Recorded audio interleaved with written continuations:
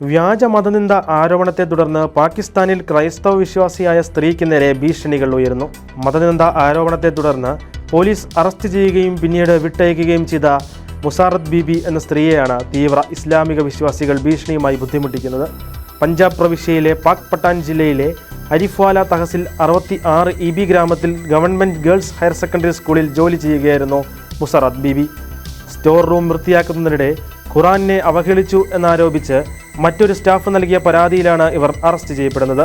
എന്നാൽ കുറ്റം തെളിയിക്കുവാൻ സാധിക്കാത്തതിനെ തുടർന്ന് മുസറത്ത് ബീബി മോചിതയായിരുന്നു.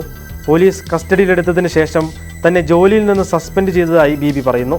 എന്നാൽ ഏകദേശം ഒരു മാസത്തിന് ശേഷം ജാമ്യത്തിൽ പുറത്തിറങ്ങിയിട്ടും ജോലി തിരിച്ചു നൽകാൻ സ്കൂൾ അധികാരികൾ തയ്യാറായില്ല.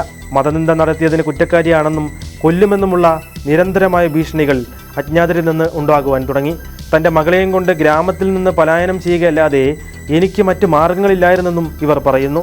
ഇപ്പോൾ 7 മാസത്തോളമായി ഞങ്ങൾ ഒളിച്ചോടുകയാണ്. കണ്ടെത്തപ്പെടാതിരിക്കാൻ ഞങ്ങളുടെ ലൊക്കേഷനുകൾ നിരന്തരം മാറ്റുകയാണെന്നും ബീബി വെളിപ്പെടുത്തി. മറ്റേതെങ്കിലും ജില്ലയിൽ ഇതേ ജോലി ലഭിക്കാൻ ദൈവം വഴിയൊരുക്കുമെന്ന പ്രാർത്ഥനയിലാണ് ബീബി.